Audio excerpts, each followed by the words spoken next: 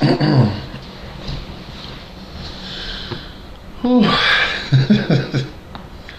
howdy, YouTube. I am in a hotel room, which is quite unusual for me.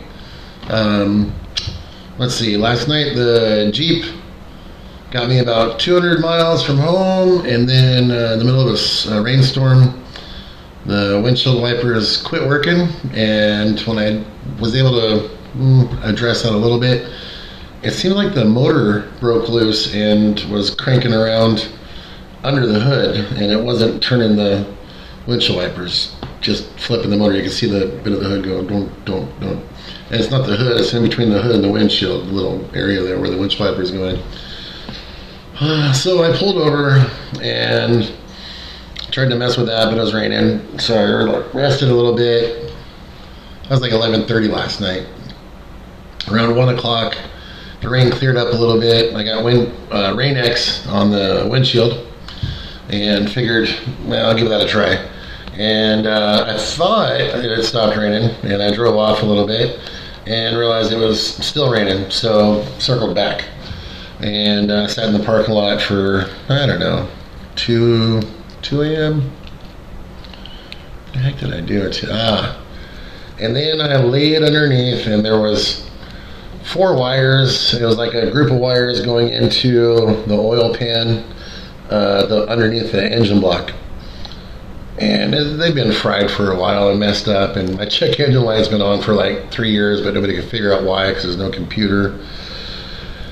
So I rewired, laid in the rain on a piece of cardboard, and got, not too wet, but a little wet, and spent an hour rewiring those 4 wires that were jacked up, which didn't do a great job, but that didn't start it anyway. So when I went to Long Island like 3 days ago, my key started messing up where when I turned it off, it didn't come back and out. It came off, but it wouldn't go the last little bit back and then out. And I jiggled it a bunch and got it to come out a couple times. Stopped by an auto parts store, and they suggested I buy a liquid electronics cleaner. It was like, I was going to see about WD-40 in there. He said try the cleaner. So I tried the cleaner, and it seemed that it didn't do much, but seemed like the key was able to wiggle out a little more often. Still stuck in it. Well, I redid those wires this morning, and nothing. And then I remembered that, I used to jump a starter by jamming a screwdriver in between the 2 bolts and hitting it. And that would short it out and make it spark and, make little weld marks on your screwdriver and turn the starter. So I did that last night at like 3 in the morning. Yeah, I don't know, 3:30. And then figured out that the starter was spinning, not catching the engine. And I tried it a bunch, and it just spun, and it kind of caught one time. And I was like, oh, but it just wouldn't catch again. And then changed the starter this morning, called an auto parts store. They were like 5 miles north. Obviously, I was stuck. They ran it as a commercial account, which I'm not. I'm just some, normal guy. Then they delivered it for free, which was really nice. It was like $95. I think it ended up being like $120 with the core deposit. So I changed the starter. And I was like, oh, I just changed the starter a couple of years ago. It's going to be annoying, but I'll be able to do it quick. And I thought it'd be taking like 10-15 minutes. It took me an hour to change the starter. There's just one bolt that's just really hard to get to on it. It's not that hard. It's a little tough. So I changed the starter, and it wouldn't do nothing. The ignition key, nothing. I was like, son of a gun, I just changed the starter. It had power. I got the lights on, listen to the radio, windows up and down, everything, power is good. I redid those 4 wires. I changed the starter. So, geez, I finished that at like 11:30 this morning, changing the starter. I slept for like a couple hours. I think from like 7 to 9, maybe, somewhere in there. And then, so 11:30, change the starter. And then, did I show you guys a video of my Jeep today? I must have. My Jeep was like 10 foot tall with stuff on top. Very tall. And a trailer. So I called AAA, got a tow. I asked a local, like, hey, can you recommend an automotive shop that's good and cheap? You know? And somebody did recommend one. He said there was only one he could recommend, all the rest sucked. But I called them up and they said, oh, they'll try to get me in sometime this week. And I'm like, oh, no, I'm driving cross country and need to go now. So I explained to him the Jeep is tall with stuff on top and a trailer. And he said, well, if you can get it here, we'll take a look at it. So I got there finally at 2. Tow truck came and was a little intimidated, but took me full height onto the flatbed and then towed my trailer to the place for me, which is awesome. I was afraid I was going to have to like unload the roof rack and then just leave it there in the parking lot and then go rent a U-Haul truck and go back and get my trailer. And just glad that didn't have to happen. And got towed to the shop. They were like, oh, that's not going to fit near the door. And so I took a couple items off the top and reduced the total height by like 2 feet, which is pretty good. They're going to look at it. I'm going to call them in about a half hour now and see where it's at. I want them to make it where I could start it, you know, every time. And then also that the windshield wipers wipe the windshield. So 2 little fixes. I had to write a list of all sorts of stuff that's wrong that I know about, just so that way they would know, like the door, one of the hinges is broke off, so they need to know to be a little cautious with the door. And you know, the wires I did and just other stuff, just stuff so to keep track. But anyway, in a pretty, I think it's a nice hotel. I don't stay at hotels. I usually just sleep on the ground at a rest stop. But I got me some Mexican food. I got a burrito and a quesadilla. Ordered way too much, which I meant to overorder, but damn, I didn't expect to pay that much. Oof. It was an authentic place. I mean, authentic. So pretty good. And then hotel's nice. I've got some TV going. It's got a microwave and a little mini fridge and huge space. Just one bed, all by myself. It was what was it on? I think on Priceline it said it was $58 a night, and then I just called the hotel directly, and I swear I got switched to AI. She had a southern accent. It was so nice, but just fast. Like as soon as I'd say half the sentence, she would spit out a sentence, and I'm like it was confusing because a good accent for sure, just real nice southern charm. But I was like, am I talking to AI? And I even asked at the end, I was like, I'm really confused because you got a great accent and stuff, but can you tell me what your mascot was at the elementary school you went to? And they ended the call. So I had mentioned, like, I'm not sure if you're AI or not, so could you tell me? So they ended the call. And I think it was AI. Well, I don't know. It's getting better every day. I'm just enjoying the adventure.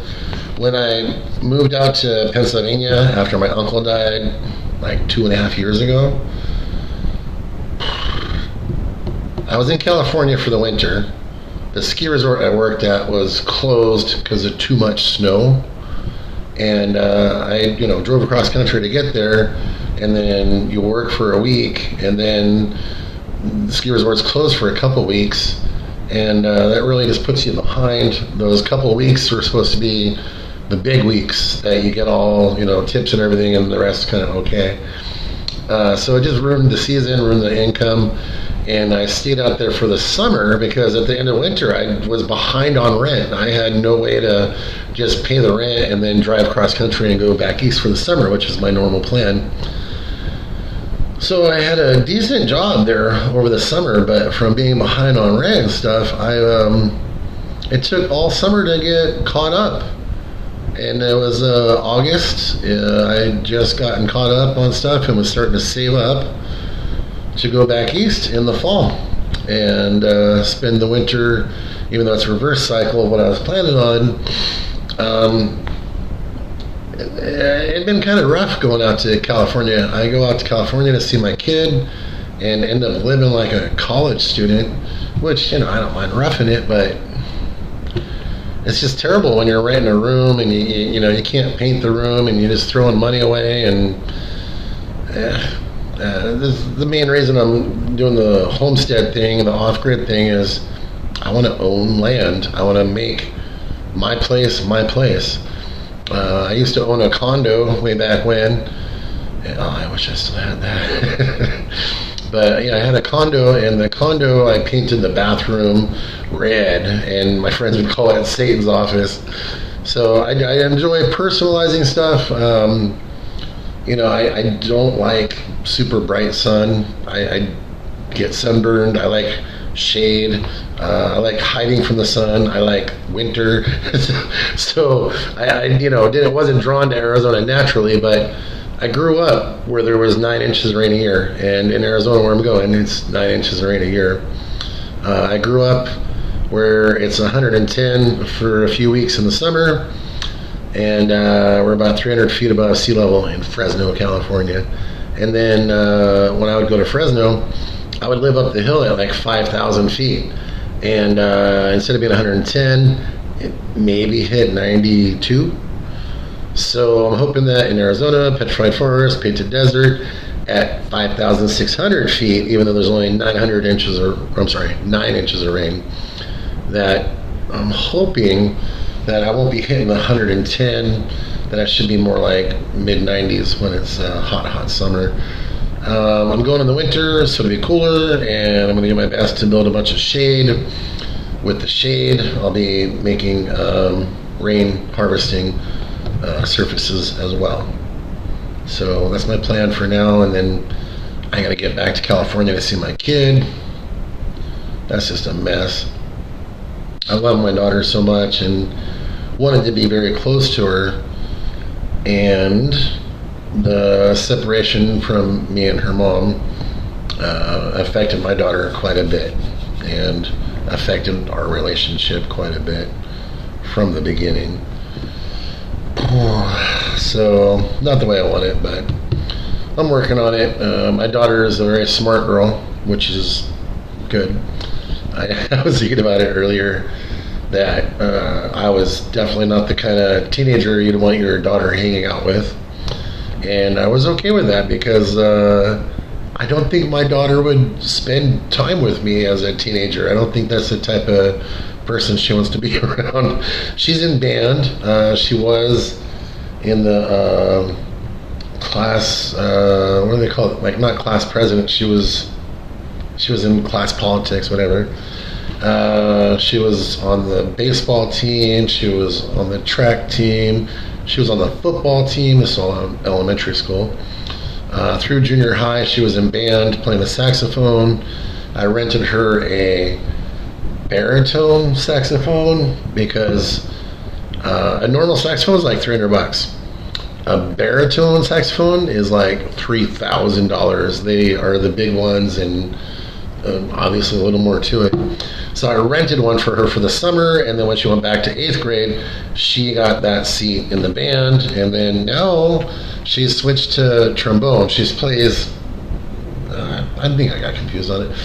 She still plays the saxophone, but she's playing trombone. I keep thinking that she's in 2 different bands, and then she's like, no, I took Spanish as an elective, so I don't know. I should know more. I feel bad I don't, but I bought her a trombone for Christmas this year, and a trombone stand and a saxophone stand, and then some Legos and stuff too.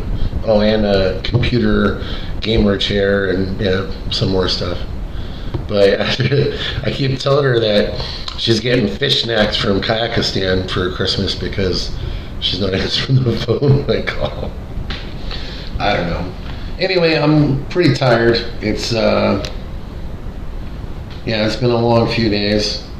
I'm in great spirits. I'm excited to be moving to Arizona.